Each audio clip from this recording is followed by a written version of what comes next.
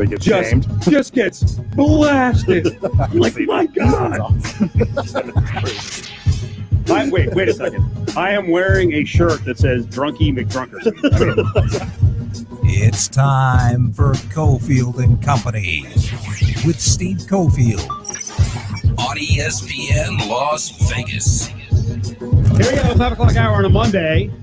Lots to get to, including the latest with baseball and many players walking away, which you hear me guffaw in there. This is not good for us in the sports media. By the way, anytime you see someone tweet out there that sports media is rooting against sports coming back successfully, are you insane? We will not have a show in the fall if all of it fails to come back. Reporting bad news about COVID doesn't mean that someone is rooting for that to happen. We're reporting the news. John Von Tobel is here. He's a company. Ari as well. It's Steve Cofield. Good Big Five on the way. Let's do it. Battle-Born Injury Lawyers presents the Big Five at 5. Number 5. Fireworks, fireworks, fireworks. I still didn't get enough. Let's go. Keep going. Keep going. What a 4th of July. Was that unbelievable? If you saw some of the videos around the country, some of the elevated shots, man, I saw a couple of shots of the Bay Area. And then if you go up to ESPN Las Vegas now, someone got a shot just dozens and dozens of miles wide over LA. Holy cow. That was unreal. Now, here's the thing. There are some safety issues with illegal fireworks. John, you did not go outside until a little bit later. You weren't actually like sitting out there. You didn't have someone in your complex or out on the street. Home alone, baby. Okay. Ari, did you go outside? No. I had the best view Ari ever. is the most intense anti-fireworker So false. that I know. He hates fireworks. John was pumping him up last week, throwing gasoline on Ari's anti-fireworker fire. That's right. Whatever I just said. Nobody likes fireworks. No, we love them. No, you don't. We love them. Love them. No. Let me say it again. Love them. We were in our backyard. Oh, man. And Ari, I'll let you answer the question here in a Loud second. noises. We were in our backyard. Bright lights. And then we all ran out front because we know one of the neighbors about 2 houses down has a fireworks display. So I took out the little expandable chairs. We just sat in the driveway. No, what a night. What a night. So much fun. Ari, you should have come over. Sorry, I didn't get the invite. Look at him. Yeah, I had a wonderful July 4th. I Aside from sat all in my the room noise, with headphones on. Hello. basically, yeah, I heard it all night long. Our neighbors were doing some weird thing. It sounded like Having fun? Weird thing? No, did you ever? You know the noise when a ball hits like the automatic batting cages when the ball and you miss it and it hits that thing. That was a noise I had to hear for about an hour and a half straight. No. An hour and a half. Yeah, listen to him. Oh, then the good part. At one point, fireworks. At one point, I took a peek out of my window and there was just like this great. I had it. It was Are you perfect. just a hermit? What are you doing? So I opened my shades, sat there, hung out for. You're 30 30-something. You sound like you're 78 years watched old. the amazing fireworks that were popping out there. What a nightmare! I have a video. I can't. Send What do it you have to to do? you You swipe right or left on Tinder For what? for approval? Like Left I is want what that. you're looking for. So you want That's left? disapproval. Now, this is why no one's swiping left on Ari. They can just tell. Actually, I got No, that backwards. I thought Like it was he's an right. anti. I can just tell from his look. He's an anti-fireworker. You're saying people are swiping left on Ari. That's rejected. That's a no. Yeah. They're all swiping left. Yes. Swiping right. That is acceptable. I tried getting assistance on that joke. It fell flat. It wasn't that funny in the first Fireworks place. suck. I went out front, and boy, our neighbors. I don't know what. I have no idea what fireworks cost, but it looked like they spent a lot. So I walked over and I gave them. I didn't do that.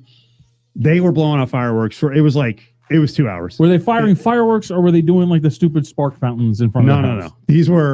These were boomers. Like I mean, mortars? not. I don't think like the top of the line. The mortars? Boom. Yes. They would do like 4 at a time. Now they had a couple issues.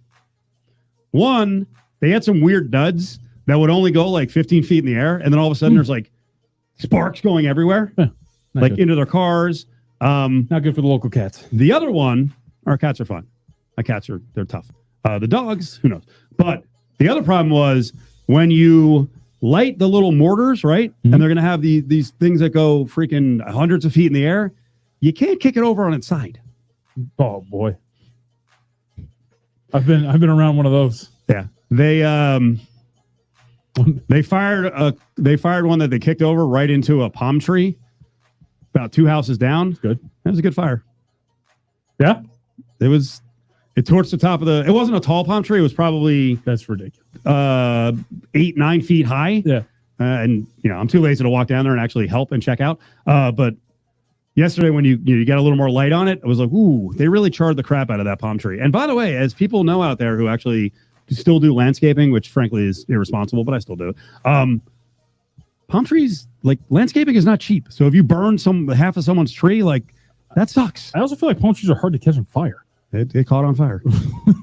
It caught on fire. I will say one of the times I felt the most fear in my life was on a 4th of July, in which somebody drunkenly knocked over the mortar. It then shot underneath the car that was right next to it. And I was like, this is going to explode. Like, the car is going to blow up. Well, I mean, if you're around one of these things, you don't leave your car there, right? Well, no, that's a nightmare. I moved, I parked, this is going to sound really bad because I never park in the garage. I parked mine in the garage and I took the SOs and I was like, around the corner. Yep. Not because our car is less worthy. It just happened to be the rotation. That's the way it worked out. But I parked around the corner and she kept asking me, she's like, where's my car? Where's my car? I'm like, it's around the corner. It's safe. And then we had, like I said, we had some of these things going up like 15 feet in the air and all of a sudden just, flying at people and on the ground. So I was like, there you go. You don't want your car blown up. You don't want your garage blown up, which is what happened up in Providence. Yep. You said there was another video in Henderson. Yeah. That was out of control. I'm trying to get to the bottom of it. I don't know if the one that we talked about earlier, where the fireworks shoots off into the garage and that was in the Northwest. If that was misinterpreted as Henderson originally. Okay. Yeah. So I think there's been a mix-up, but that's the one, the original video of the fireworks shooting off into the garage and then setting a fire. One of, by the way, the 146 fires that the Las Vegas Fire Department was called out to. That's not a laughing matter. That's ridiculous. That's ridiculous. Those guys shouldn't and women shouldn't have to be doing that. So I'm not going to sit here and lecture everyone because it's not going to do any good on illegal fireworks. But yikes, if you're going to do it, make sure that everyone's not hammered who's doing it and you're safe and you have a way to put out any issues with some water there and have a garbage can full of water and you're sweeping things up. So, that's the other part. That's the other. I was big mess afterwards. Yep. Yesterday I drove to my mom's, drop off the kid. Just a shell, like a burned out shell, just still sitting in the street. Like, that's incredible. Pick it up. Fireworks suck already. Slobs. Number 4. Now, when you told me about 2 weeks ago about this Bryson DeChambeau, I think we had discussed just how much weight he'd put on and the intake of calories was incredible. But this was like positive weight, right? Yeah, I mean, like, he's not like ripped, but he put on weight to add strength. Like, it was clearly a regimen where it was uptaking calories, uptaking weightlifting, no cardio done whatsoever. So it was just bulking up. That's me. Yeah. I totally bulked up. Yeah. But I mean, he actually is lifting though. My only workouts right now, yesterday I got in the pool and was shooting hoops. And I was like, I'm gonna make myself jump. Were you jumping out of the pool? I was like, you know what? I the only thing that I have that like any muscular definition are calves. I'm just gonna keep. That's it. So yeah, I was just jumping a little bit. I felt the Joakim Noah workout. Did you see that video? No, what is last week? He put a 10-foot rim in his pool. Really? And he was dunking. I think with medicine balls too. Like, it was pretty intense. I love. I'm so impressed when I see people, on the edge of the pool and they jump out of the water. Yeah, that's incredible. I thought you were doing that. I'm not jumping out of the wall. I would. Oh, were you just doing calf raises? No, I'm just talking about. No, jumping out of the pool is not shooting a basketball. I'm saying you were just shooting a basketball. In the pool. It wasn't like intense activity. I was just saying when I'm shooting, I'm just making sure that I'm not Larry Birding it and like doing it for my tippy toes. Yeah. I'm actually trying to jump on every shot. Oh, okay. Get a little workout. But no, jump to the side of the pool. I'm old. I'm fat. Debbie was recording you in slow motion, like rising out. I wouldn't even get my crotch above the edge of the pool, which is a good thing. I don't want to freaking, that would be painful. Crush the little buddies. That would hurt a lot. Okay, Bryson DeChambeau. So this actually worked. Yeah, this guy's out there now. He's like the Incredible Hulk, and he's like long drive champion, actually playing well on the top tour. He won. He did, but they also played at Detroit this past weekend, which is only the second time they've had a tour event there. It was this year and last year. It's an insanely easy course. So the course was too short, and he was driving within the greens on almost every shot. There was a par four that was 360. Yeah, and he drove at 330. Wow, like it was. Well, I think it's that what his average drive was. It was 350.6. It was something nuts. It was only 2 holes though, but DeChambeau averaged 350.6 on per tee shot on the 2 holes the PGA Tour used to officially measure driving distance. The previous shot link record was Tiger Woods, British Open 2005, 341.5 per drive. 350 per drive. Limited sample. I'm just interested to see, like, the courses they've been playing on early have been very, very light, very easy for them. Okay. Like the average cut, like in the tournaments that they played since coming back from hiatus going into this weekend, the average cut line had been like 4 under. And so like these tournaments have been playing really easy. And so let's see how it works at like a US Open, something like that.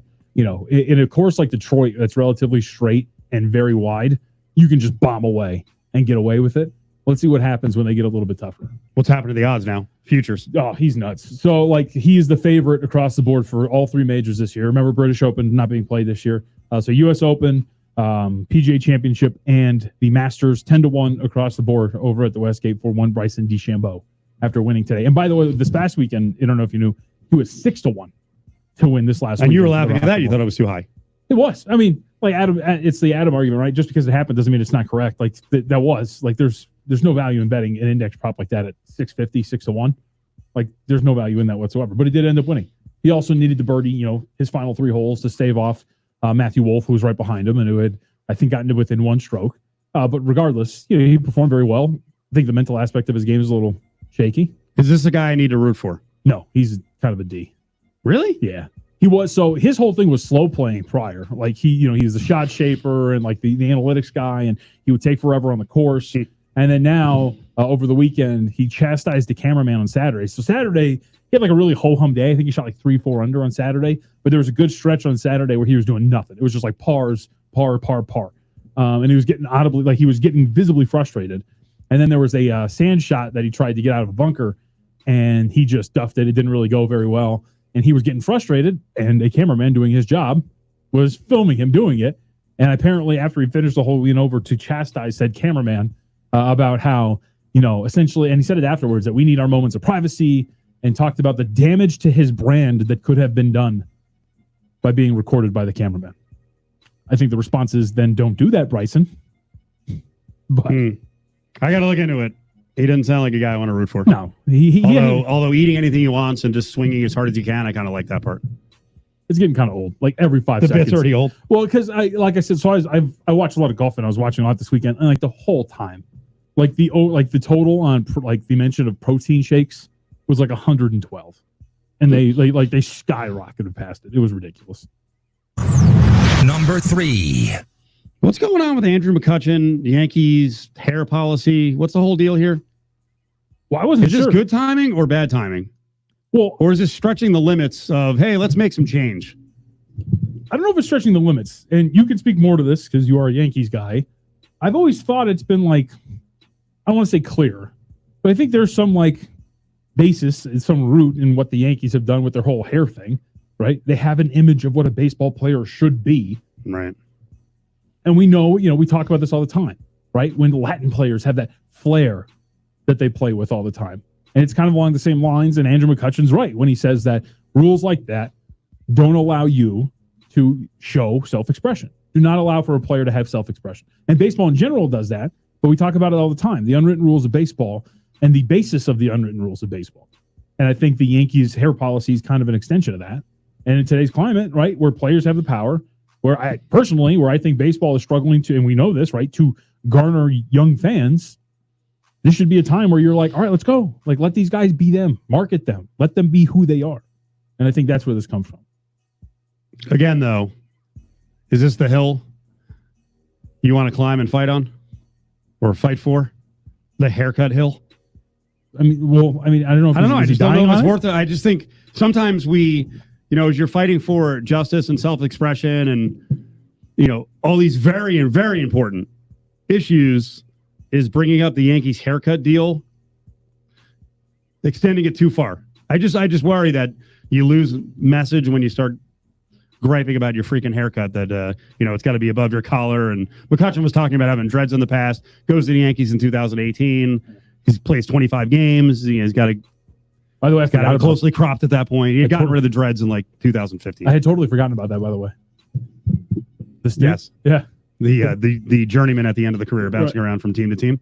But I don't know if it's something that he's dying on. I think he was asked about it on a podcast and he answered, I don't think he's and that is fair. I'm glad you mentioned that. This isn't like, all right, now's my turn. Right.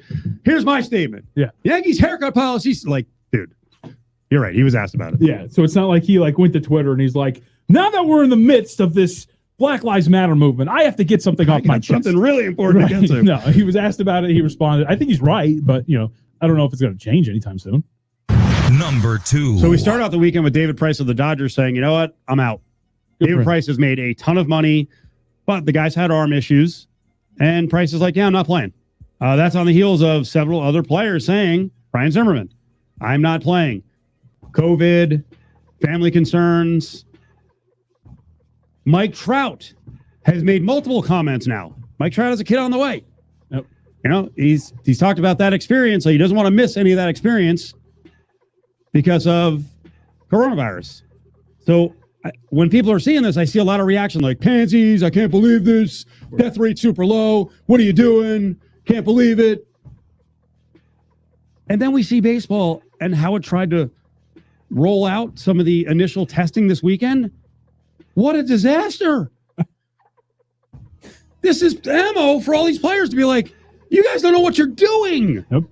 So we had all these workouts canceled because there were a bunch of teams that tested, were supposed to have results by this morning, and it was botched in many spots. At least 6 clubs. It was the Angels, the Diamondbacks, the Athletics, Astros, Cardinals, and Nationals all had to have their workouts delayed because they got their tests done on Friday and sent them in, but Major League Baseball didn't account for the holiday weekend. And so these tests that they sent in, they could not get back who was positive and who wasn't. And FedEx is like, we've got the staffing shortage. It's a holiday weekend. Can't do all this for you. And so all of these teams were forced to cancel workouts because they didn't know who was positive and who wasn't. And you can't go and have gatherings without knowing who is and who isn't. Didn't the test taker no-show the Angels yesterday? Oh, I didn't see this. Yeah, yeah. And then the Angels were like, yeah, we tested ourselves. Like, wait, what? Well, that's here. Let me start. Let me start jabbing the freaking Q-tip up my nose, or get the saliva. I'm trying to think of which Angels player would be the most likely to administer all of the tests. That seems safe. Yeah, right. Justin up. It's like, come on, guys, right. just get in line. I got this. I mean, when you read stuff like this, especially in baseball, where I know for everyone out there who loves baseball, reality on this sucks. Okay, and I'll repeat it again. If your response to baseball players missing or skipping the season because of coronavirus and your reaction is, I couldn't do that, you're right. You can't. I can't just take off. I might not have a job waiting for me. I don't have a guaranteed contract. Like, you're right. We're regular, but we are replaceable. That's a sad reality. Mm-hmm. Baseball players are not. Right. And that is going to be one of the factors. If you're making $22 million a year and you've made $200 million in your baseball career, you're going to come back for 60 games. When you see this is the level of testing early on. Who can trust this? Right. And like when I make fun of the NHL, when I'm like, your health document's only 47 pages. The NBA's is 100. At least they have health documents. Like they're handling this in the proper way. And then you just watch, and here's the optics of it too, when you just watch Major League Baseball, the Players Association, and the league fight over money, right? Because Major League Baseball wanted to play these 60 games. They didn't want to pay that much. You finally get everything together, and they're like, yeah, sorry, we messed up the test, guys. Yeah, we forgot that part. Like the most important part, because we were haggling and not negotiating in good faith for weeks and weeks and weeks. Again, put yourself in the same position, right? At your workplace. If you're come on, right now, there are workers all over the strip who are like, is this safe? Mm-hmm. I mean, if I walked into Lotus and we've got, people posting anti-masker material on social media. We've got other people walking around the building saying they can't breathe. I'm not going to wear a mask. We have, People who don't work here normally coming in, they're anti-maskers. You don't know if they're washing their hands. They're not cleaning the studios. You don't think I would step up and go, that's it? I'm out. I would do that if I made $20 million a year. Number 1. Top story, Pat Mahomes, extension. 10 years on to the 2 years that he still has left on his initial deal. Deal could be worth up to how much, John? $450 million. $450 million. If you, by the way, if you account the 2 years that he still has left on his rookie deal, 477. Woo! We actually banded about the subject of, did the Chiefs have to do this? Now, there's the flip side of this. Should Mahomes have signed a deal this long? We talked to Mark May last hour. We'll have that conversation up at lvsportsnetwork.com. Mark, of course, played in the National Football League, has been a college football analyst forever. And he said it was actually a good deal for the Chiefs because it gives them some cost certainty. He was suggesting, hey, quarterback salaries, like 7 years from now, might be $70 million a year. So let's go back to Mahomes. Should he have gone more the NBA route? Tried to get a, we don't know the bonus yet. We'll see if the numbers are in yet. But should he have gone short term and then go, I can get a second contract? And by then, the revenues in the NFL could be freaking $40 billion a year. You know, salary cap will be who knows where. I can make 80 a year, you know, when I'm 29, 30, 31. I would say no, because the NBA, obviously contractually, it's structured different, right? Like your money's guaranteed when you sign a deal. It's not in the NFL. The NFL, at least in terms of risk of injury, a little bit higher than what you would experience in the NBA because of the physicality of the game. And so I would say that has a lot more risks if you try to go like the 2-year deal. And because it's not fully guaranteed, like for example, Kirk Cousins signed that short deal with Minnesota, but it was all fully guaranteed. And so that made sense because he was getting every cent of the contract that he signed. Mahomes isn't. If it was like 4 years, all fully guaranteed. 5 years, $42 million a year, right? Mm-hmm. All fully guaranteed? $210 million. $130 million guaranteed. $140 million guaranteed. Like a little under 30 a year guaranteed. I don't know if they ever discussed that. I don't know either. I just think the inherent risks of it's different. I think it's hard to look at it from the NBA perspective just because the risks. But doesn't that make signing a long deal stupid? Like, what does the back end of the deal mean? They can just get the hell out of it. Yeah, but if he goes out, like if he signs like let's say like you said, a short-term deal, and then he blows his Achilles out and he's never the same, like he's never going to get money after that. I want as big a bonus as possible, and I want multiple bonuses. Yeah, I am greedy, Pat Mahomes. I'm surprised. I thought him out of all these guys, like Kirk Cousins did it. I thought he was going to be the fully guaranteed guy. Yeah. I thought he was going to be the one that's like, dude, look, I'm not even 25. I got a Super Bowl. I went to an AFC Championship game. I've got an MVP and a Super Bowl MVP. I want fully guaranteed. And I thought he was going to do it. And obviously he's not. But I thought of all the quarterbacks who were going to be able to pull it off, it should have been him. This is incredible, though. You think about Pat Mahomes starting this year. Again, we need the final numbers, but he could be on average, these next 2 years, even if he's not getting, all the money and the highest salary as part of this deal, different points of the deal. Say he's at like freaking $37 million a year. And right now the Patriots are going into the season are slotted to pay 5 different quarterbacks a combined $4.4 million. Yep. If the Pats win doing this, it's going to be so annoying. I mean, but everything fell into place with Cam Newton, and who knows if it even works out. He could shred his shoulder. He could jack up his foot again.